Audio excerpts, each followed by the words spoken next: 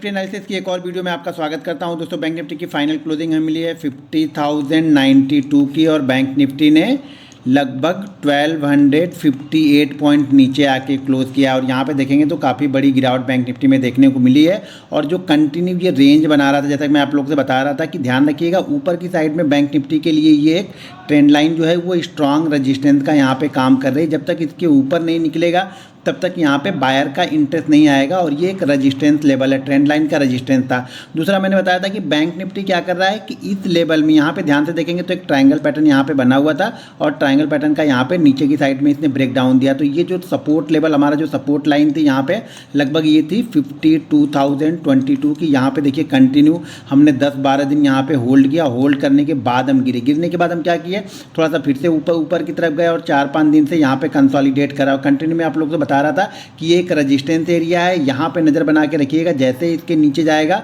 वो क्या करेगा, ये उसके बाद सपोर्ट कहाँ पे हमारा मिलेगा, ये लो, और इसको अगर ब्रेक करता है तो साइकोलॉजिकल जो सपोर्ट है वो है यहाँ पे 50,055 का। ये एक सपोर्ट यहाँ पे देखने को मिलेगा, ये साइकोलॉजिकल सपोर्ट है।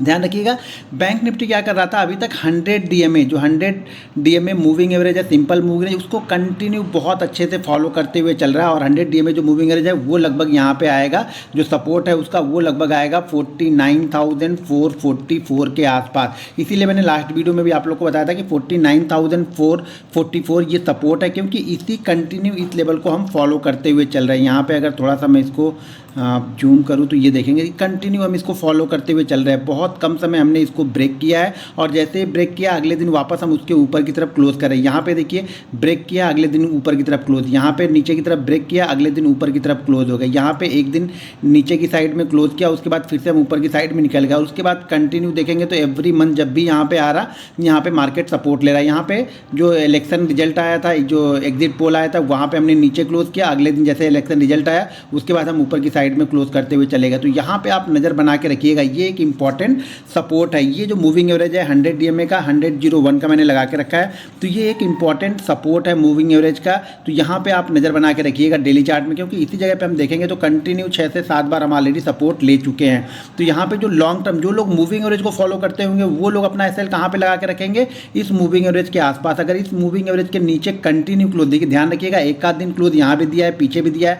ध्यान रखना यहाँ पे क्या करें, यहाँ पे कंसोलिडेट करें और कंसोलिडेशन के बाद में अगर यहाँ पे ब्रेक डाउन होगा तो ये बड़ा मूव आपको देखने को मिलेगा, जो कि इसको यहाँ तक लेके आ सकता है। लेकिन अभी उसके पहले क्या, ये हमारे पास एक स्ट्रॉन्ग सपोर्ट है। उस सपोर्ट के बाद में अगर सपोर्ट देखेंगे तो यहाँ पे ये भी ध्यान रखिएगा, क्योंकि यहाँ पे क्या हो गया था, जैसे इलेक्शन का रिजल्ट आया था उसके बाद हमने 4-5-6 दिन यहाँ पे कंसोलिडेट किया था और उसके बाद ऊपर की साइड में हम निकले थे। तो ये भी एक सपोर्ट लेवल है।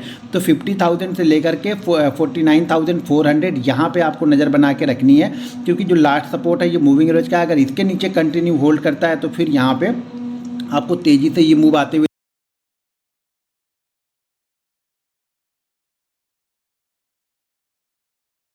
एक दिन क्लोज करे तब मत देखो। ध्यान रखिए उस क्लोजिंग से नीचे अगले दिन ट्रेड करना चाहिए। जैसे यहाँ पे क्लोज किया लेकिन इस क्लोजिंग से नीचे नहीं गया, पीछे की साइड में भी देखेंगे क्लोज किया लेकिन उस क्लोजिंग से नीचे नहीं गया। क्लोज होने के बाद उस क्लोजिंग से नीचे ट्रेड करेगा तभी यहाँ पे सेलिंग प्रेशर बनेगा।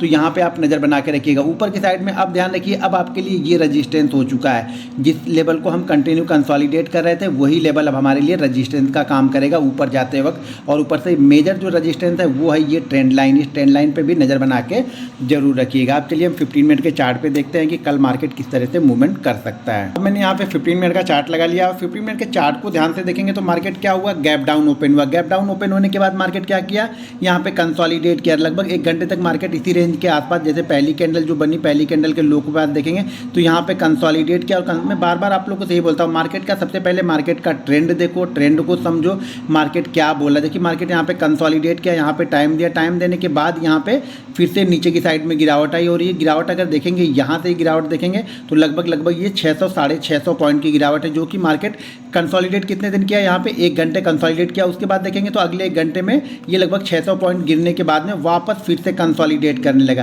तो ध्यान रखिए कल के लिए फिर से कंसोलिडेट यहाँ पे कंसोलिडेट कर रहा है। तो आज का लो कल के लिए बहुत इंपॉर्टेंट, मैं बार बार बोलता हूँ, मार्केट का ट्रेंड अप है या मार्केट का ट्रेंड डाउन है, तो हमेशा ध्यान रखिए कि कल का हाई, कल का लो और कल का क्लोज बहुत इंपॉर्टेंट होता है। मार्केट कल का हाई क्या है, ये है।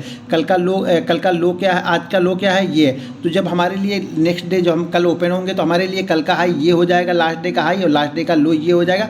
जब तक इसके बीच में ट्रेड कर रहा है तब तक यहाँ पे कोई बड़ी मूवमेंट आपको देखने को नहीं मिलेगी। ध्यान रखिएगा जब हाई के आसपास पहुँचेगा तो अभी क्या होगा, ये रजिस्टेंस का काम करेगा। ध्यान रखिएगा ये वाला जो जोन है ना, ये रजिस्टेंस का काम करेगा। तो यहाँ पे जैसे आएगा तो शायद वहाँ पे आपको देखना पड़ेगा कि यहाँ पे सेलर किस तरह से एक्टिव हो रहा है। ये लेवल भी काफ़ी इंपॉर्टेंट है, क्योंकि अगर इसी लेवल के बीच में कंसोलिडेट करने के बाद में अगर नीचे की साइड में निकलता है तो जिन लोगों ने भी आज लिया होगा शायद उन लोगों का कल यहाँ पे एसएल होना स्टार्ट होगा। तो यहाँ पे एक मूवमेंट देखने को मिल सकती है आपको। तो यहाँ पे आप नज़र बना के रखिएगा, एनालिसिस को समझिए, चीज़ों को समझिए, अपने रिस्क मैनेजमेंट को समझिए, उसके बाद यहाँ पे ट्रेड कीजिए। तो यहाँ पे ध्यान रखिएगा, यहाँ पे ये काफ़ी इंपॉर्टेंट लेवल है, 50,000 का साइकोलॉजिकल लेवल भी है। तो यहाँ पे 50,000 के आसपास हम क्लोज भी हुए हैं। आज का लो देखेंगे तो 49,800 के आसपास और क्लोजिंग 50,000। तो अगर यहाँ पे कंसोलिडेट, मान लीजिए कल इसी जगह पे ओपन होकर कंसोलिडेट करने के बाद में कोई मूवमेंट अगर नीचे की साइड में इसको ब्रेक डाउन करता है तो फिर यहाँ पे आपको कुछ देखने को मिलेगा। क्योंकि क्या होगा, जिन लोगों ने बाइंग किया होगा वो लोग सेल कट करेंगे